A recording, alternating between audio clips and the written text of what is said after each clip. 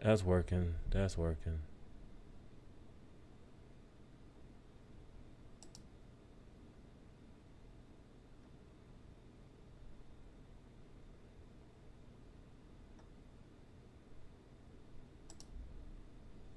That's working. That's working.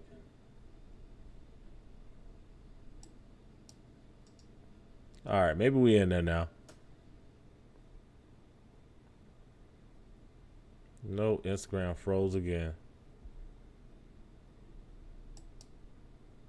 Yeah.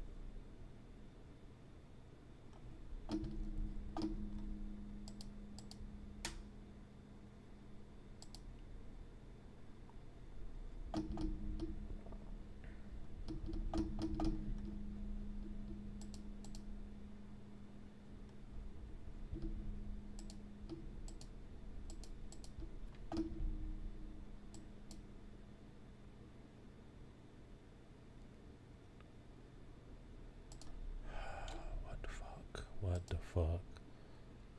What the fuck?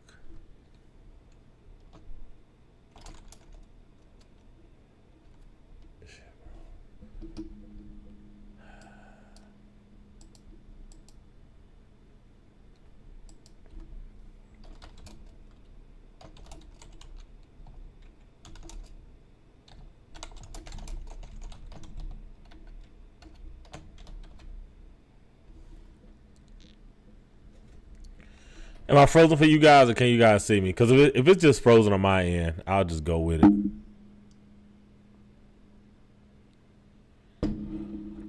Okay, so y'all can see me. All right. It's so I can't see y'all, but y'all can see me. All right, we'll go with it then.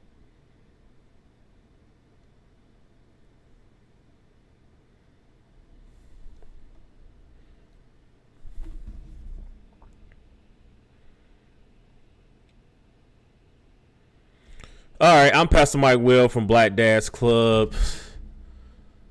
I've had a couple of y'all. You can't hear me. God damn. Check, check, check.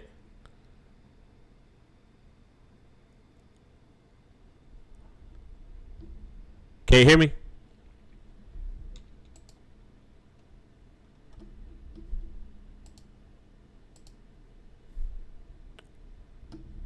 Check, check, check.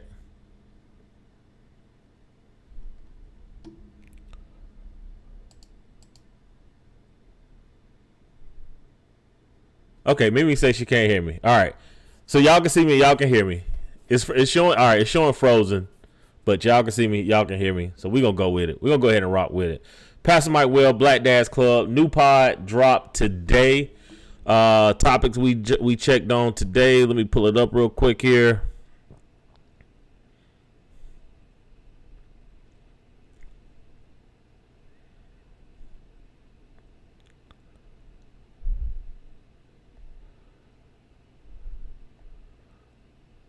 Let's see here. Today, Gavin discussed whether or not he was into pegging. Do not ask me how we got there or not. Public and private relationships. June is Mental Health Month for men. We talked about Essence and Tyler Perry doubling down with their niche audience. And let's see here. Oh, did we finished up with NBA Finals, and I'm actually excited to see this NBA Finals. I know a lot of people you don't like. First off, NBA guys got to get over this small market team. All right, if it was the Cleveland Browns and the Green Bay Packers, we watch that. to low key to give Adam Silver some credit there. I like Indiana playing OKC. I'll be pulling for Indiana. But you know what? This might be Shea coming out party. You know what I'm saying? This might be the next Kobe. This might be the next Jordan. And you're able to see it, this time for the first time. Or it might be a Tyrese Halliburton coming out party. So I don't know. I am actually curious to watch this finals. But that was today's spot. It was pretty good. You guys know I always open up with a talent acquisition tip for the day. Let me find it.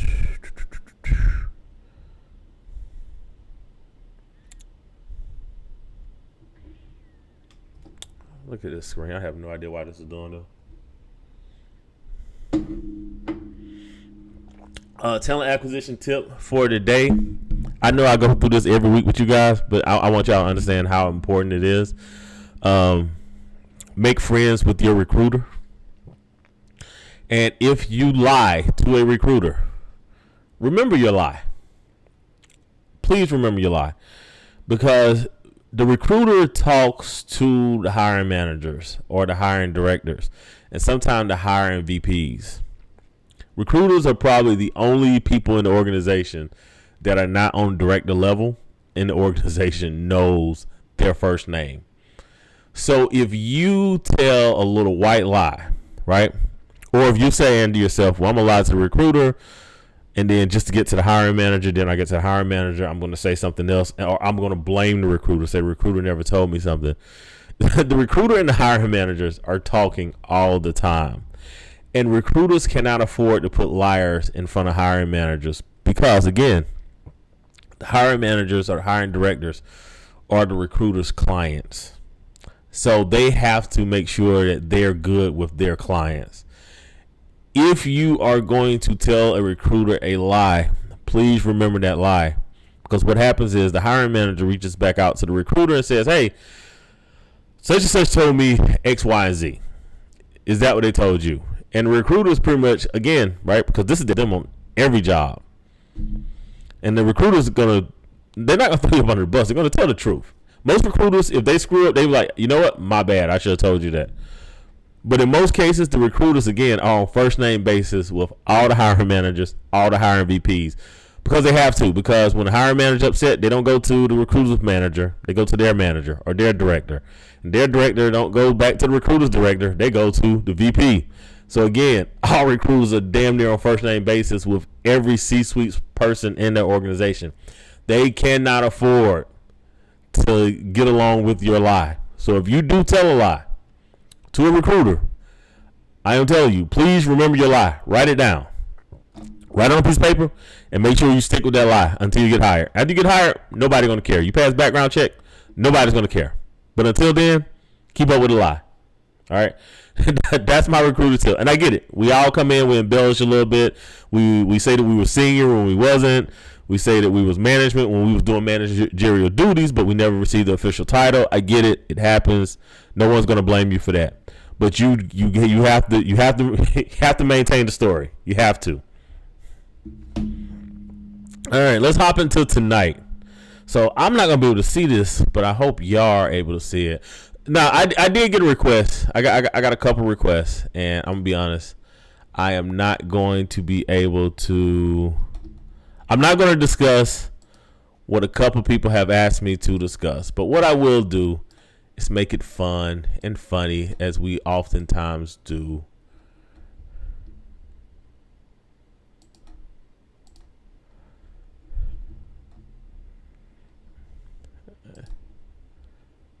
If I were to let him. So I do let people see that happen. Everybody's like, oh my God, he loves you so much. And I'm here to tell you he does not. I'm here to ruin the fantasy guys. This is not a Disney movie. Casper does not love me. Not love me. And yes, he would kill and eat me if I were to let him. So I do have to always be very careful and very aware in my interactions with him. People are like, yeah, but right now he's not attacking you. It means that he loves you. It's like, no, it actually means that I know how to handle the alligator and not put myself in a zone where I'm going to get bit. Like right now, if I see how fast that was? That's how you lose a limb. That is the emphasis of the fact that this animal doesn't love me, and if I wasn't quick and I didn't know what I was doing, he would have just ripped off my hand, 100%. Okay, and that's why when I do this, to know oneself and be able to live in a balance. Exactly. So y'all gotta always remember in these co-parenting situations, they're not your friends.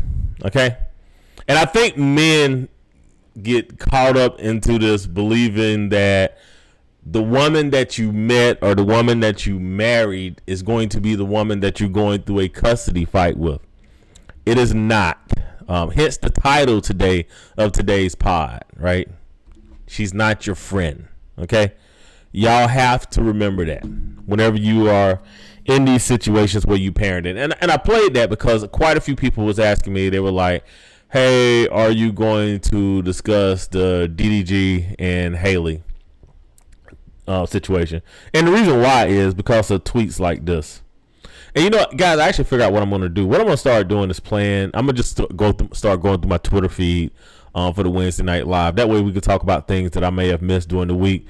Also, to get my engagement up on Twitter so you guys can follow me over there to see some of the things that I discussed during the week. But like this tweet right here, it says, all the messages show was that Haley has postpartum depression, and it was because of DDG. And that's why I won't touch this subject tonight, because I think this hits too close to home for too many people, right? I think and when you're discussing postpartum,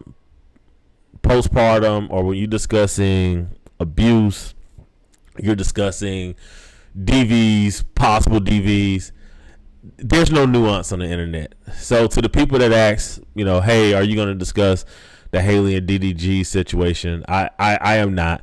You're going to always see me mostly variable. I'll discuss custody, right? I'll discuss, how you should co-parent. But I'm never going to discuss what's happening in individual situations. There's no situation, if a husband and wife, a boyfriend and girlfriend is arguing, if someone recorded it and uploaded it to the internet, there's no situation that's ever going to look good, right? There's no situation if a woman is going through postpartum depression and somebody recorded it and uploaded it to the internet. There's no situation where that's ever going to look good.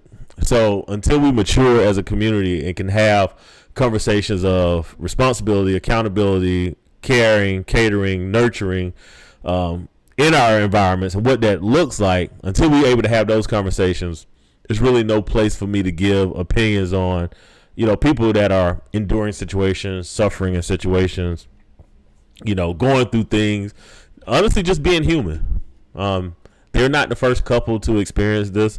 They're not going to be the last couple. They're probably not even the last couple today on June 4th at 9:23 p.m., right? Somebody else is about to experience this probably in the next 15, 20 minutes.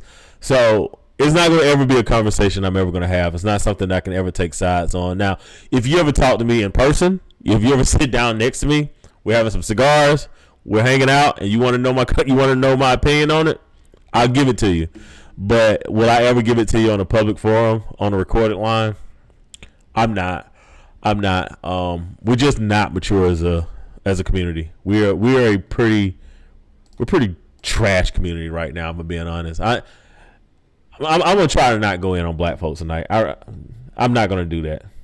But what I am gonna do is we're gonna talk about this right here. All right. Oh, you know what? That's not the one I want to talk about. No, we're gonna come back to this. No, we're gonna go. I hope I don't have any porn that pops up on my line real quick here. We're gonna go here.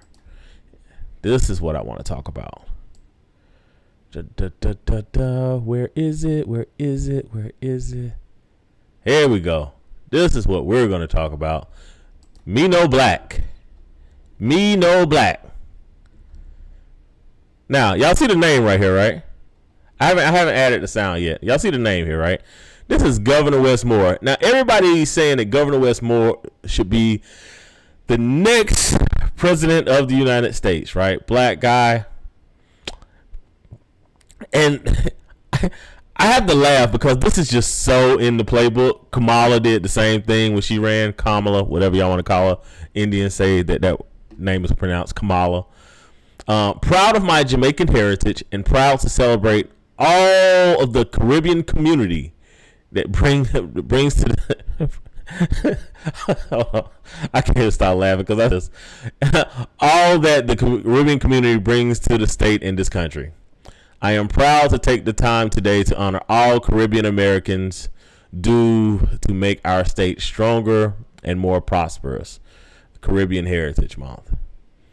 Now, I, like you guys, probably assume that Governor Westmore was an Afro-American. Now, I'm not going to say he's not black. I'm not going to say he's less black. What I am going to say is this play right here, right? This, whenever people get upset and be like, hey, why do Afro-Americans always, speak on delineations, right? And what I'm finding is that everyone else gets to delineate themselves away from Afro-Americans. Because low-key, we know that if you are a descendant of an enslaved prisoner of war in this country, that low-key America don't want that front and center, right? In their face. They don't want the fact that a descendant of an enslaved African have ascended through all the hurdles that was placed in front of them and won. It's kind of easier to say, you know what, the bastard child of a Kenyan and a half white lady, I can agree with that. A full African American, y'all hate it when I said this years ago. I was like, this country really can't view that. And here go Westmore, coming out and saying, oh no, me no black, me Jamaican. And I'm not telling him not to be proud of his heritage. What I'm saying is everybody runs under that Afro-American moniker, that Afro-American banner until it's time to be Afro-American, and then they're like, no. Let me tell you where I'm from, right? Let me tell you where I'm from. And the reason why I think this becomes problematic is because of this right here, right? And I'm gonna let y'all listen to this, and then we're gonna discuss it real quick here. Let me see if I can pull this down. All right, hold on. Institute viewpoint diversity. That doesn't seem to make sense. How do you tell them to end all their diversity programs? And we assume that this is a mandate that you will make of other schools as well. How do you ask them to end diversity programs while instituting viewpoint diversity? This seems to be totally contradictory. No, the diversity programs that we've asked and demanded to be eliminated were the DEI, where they were, those programs actually were pitting one group against another. Isn't viewpoint diversity a diversity program? A viewpoint diversity is exchange of ideas that's actually better, absolutely. Now here, because Harvard only has 3%, by its own numbers, 3% conservative faculty. Do you think they are allowing enough of viewpoint diversity through that teaching? Where in the statute does it give you the ability to cut off federal funding for a university based upon your decision, your determination that they don't have viewpoint diversity? Can you cite to a statute, an authority that Congress has given you to micromanage the viewpoint diversity of a college? Well, certainly no, let's back up. Well, no, I think that's really important. I'm going to answer your question. Can you cite a statute? Because you can't cut off funding for universities unless you have a statutory authorization to do so. So what statute gives you the right to tell any university that they have to have a certain mixture of viewpoints? So here's what happened with Harvard. No, it's very simple. I don't mean to provide being hostile. Well, I have to give you some. I think you have to cite the statute. The statute's Title VI. These were civil rights violations. That is why we filed a case and defunded or stopped the funding for a while for Harvard, as well as we did Columbia. And in that conversation with them, we talked about different things that they should do coming back to the table to make their programming better. The president of Columbia absolutely indicated, as well as the president of Harvard, that they needed to do things on their campus to eliminate anti-Semitism. That was kind of the crux of what brought us into talking to the different universities. And then we sat down with them to say, okay, these are other issues. Is doing. Okay, not to bore the heck out of y'all, but one of the things that the reason why I stopped it right there is we have this. She mentioned the Civil Rights Act, which Civil Rights Act 1964 was wholly meant for Afro Americans. That's really it. That it wasn't written for anybody else. Others were brought into the Civil Rights Act in order to get it passed, right? But that act was 100% just for Black Americans, right? The descendants of enslaved Africans in this country was not intended for anyone else in its origination, right? Now, it became a document that was for everybody. Blacks typically we are welcoming people. We typically want everyone to be treated fairly and to be treated right. But that document was meant for Afro Americans, right? What's happening right now with this administration is causing individuals like Governor Wes Moore to say, hey, not me, right? I'm not one of those people that you're not gonna like, right? I am one of the good ones. I have a problem with that. If and when you come to this country and you say, hey, I'm buying in, right? Like if I was to move to a different country right now and I say I want to live there and I have children in this country right there, right? I can't tell my children to start running around the country that I'm in, right? If I say, hey, I'm moving to Argentina and I'm going to marry an Argentinian woman and I'm going to have kids. Those kids are going to be Black, by the way. I can't tell those kids to start running around and saying, hey, I'm an American. It's American Heritage Month, right? No other country really tolerates that. So the fact that you could do that in the United States of America, right? That in itself is a freedom that's allowed, right?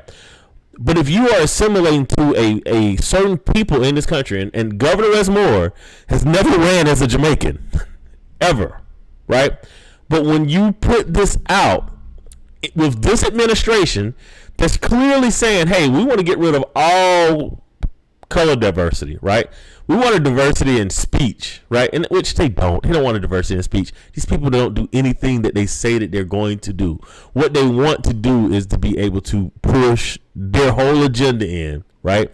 Because the reason why you don't have a ton of conservatives, in educational space is the same reason why you don't have a ton of preachers that are PhD professors in college. It's the exact same reason, right? It's because analytical people go off of what's in front of them, statement of facts, empirical data, and they move on from there, right? And that's the same thing that you're going to find that most intellectuals go off on, right? It's not that Democrats are smarter than Republicans because they're Democrats, right? It's just that if you have a more educated populace, this is tend to be where they're going to land, right? So I won't say that what Governor Wes Moore doing is nefarious, right? But I do think it's intentional, right? I think it's a very intentional thing that he's doing. And when I see what the administration is doing on the back end, I am able to call that out, right? I can say, as an Afro-American man in this country, right? I don't have a Dominican heritage. I don't have a Jamaican heritage. I have a South Carolinian heritage, right? And a North Carolinian heritage. If we want to talk about both sides of my families, I am a Carolina kid through and through, right?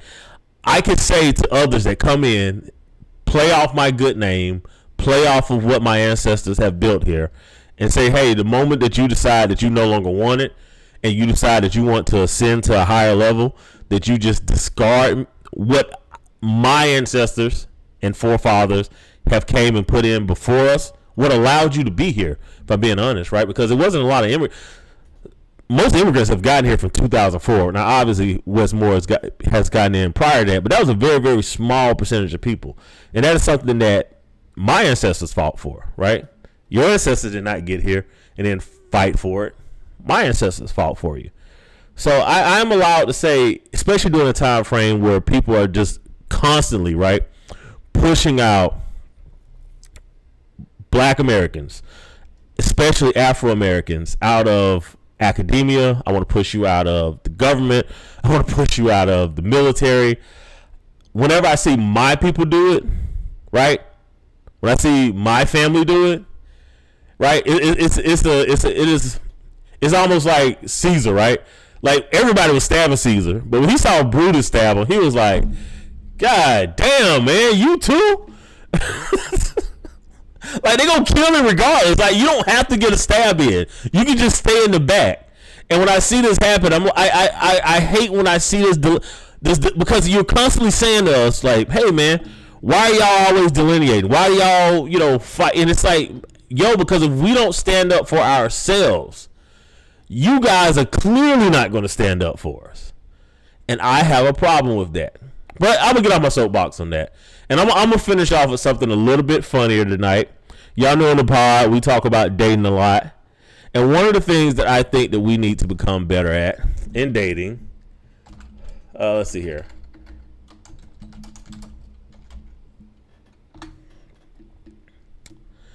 One of the things I think we need to get better at in dating is 48 law of power.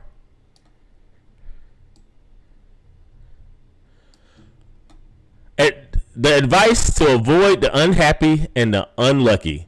It's law number 10. And this is why. I want y'all to read this.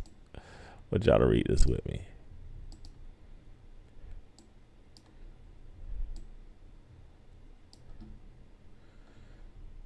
So I hope y'all can see this. All right.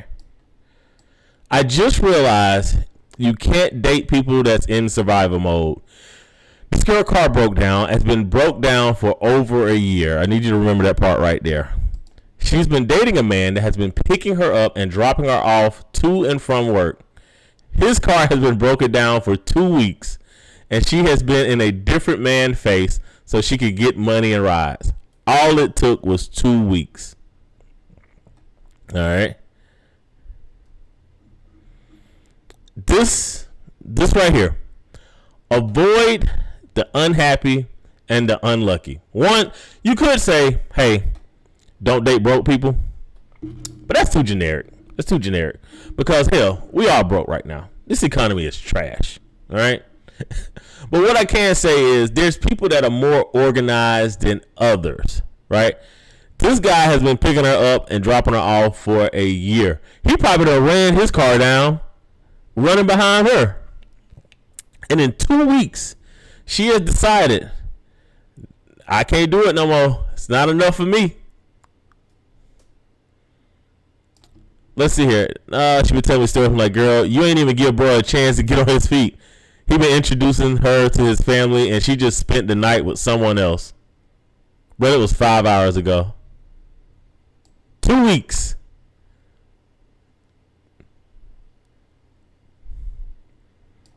Avoid the unhappy and the unlucky.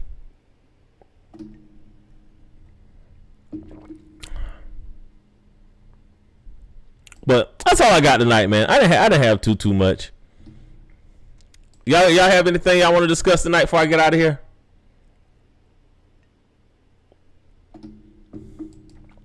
Let's see what's on my Twitter profile.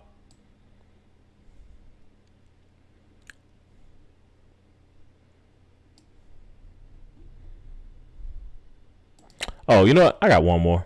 Here we go. This tweet right here. Dude crashing out. He's complaining about being a 5, watching his boy smash 8s. Hey man, y'all gotta stop being jealous when somebody is crushing it in life and you standing next to him. Learn from him.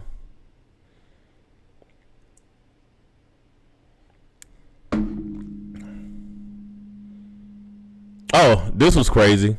Y'all gonna call me Shrek, but honestly, I don't think a 32-year-old should be with no one younger than 27.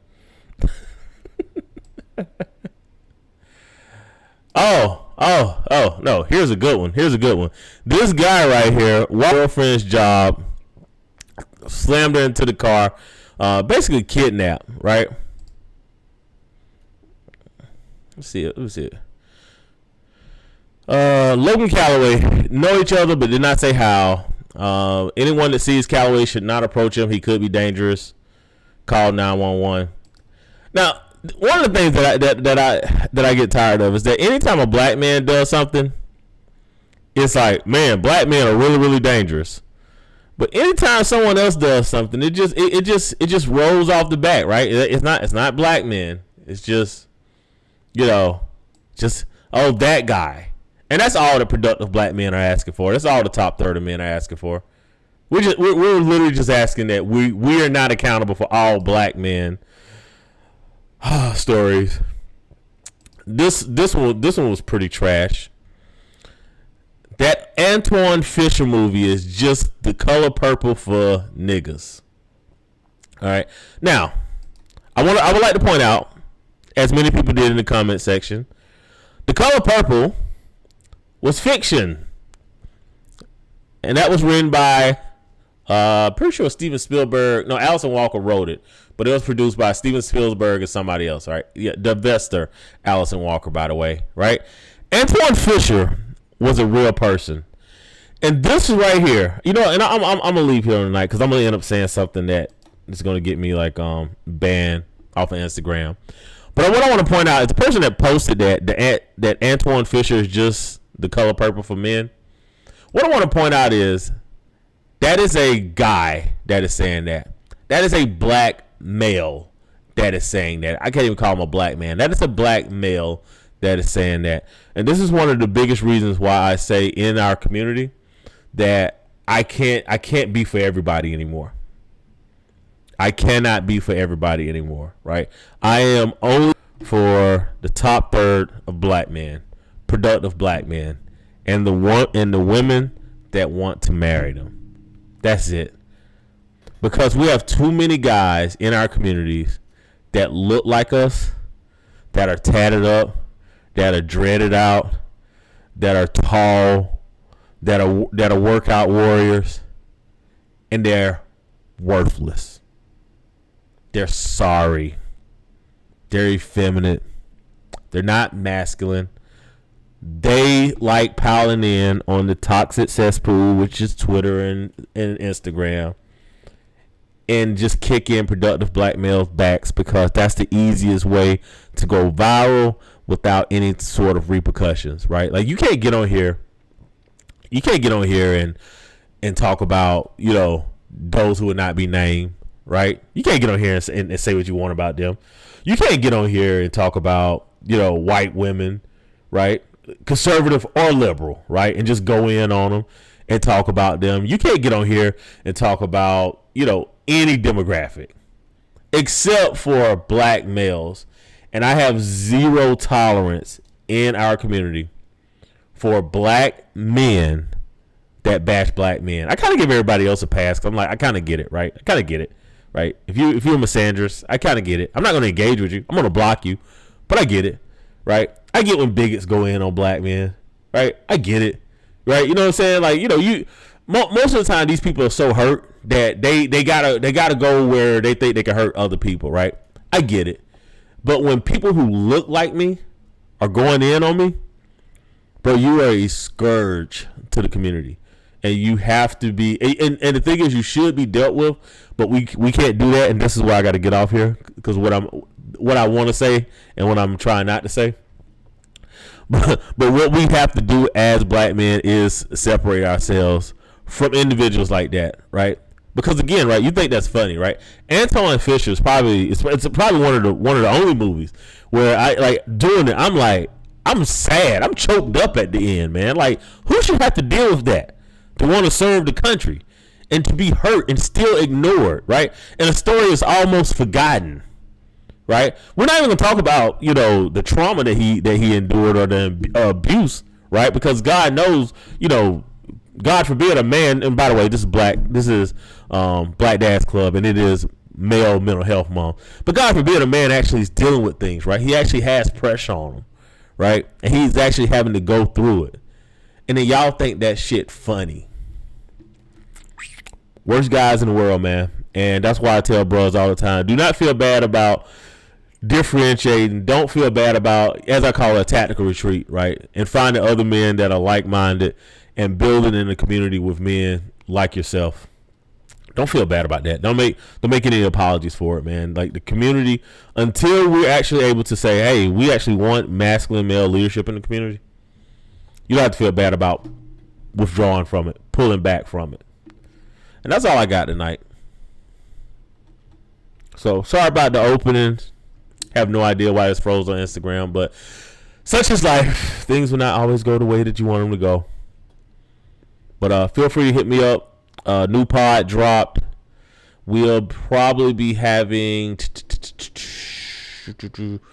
trying to work on having an event. I think we still meeting on Sunday. So be on the lookout for that live stream. I'm almost certain we're still going to shoot ball on Sunday. I'll double check with Gavin. But yeah, come out to that. We'll post on that. Hopefully have another event at the end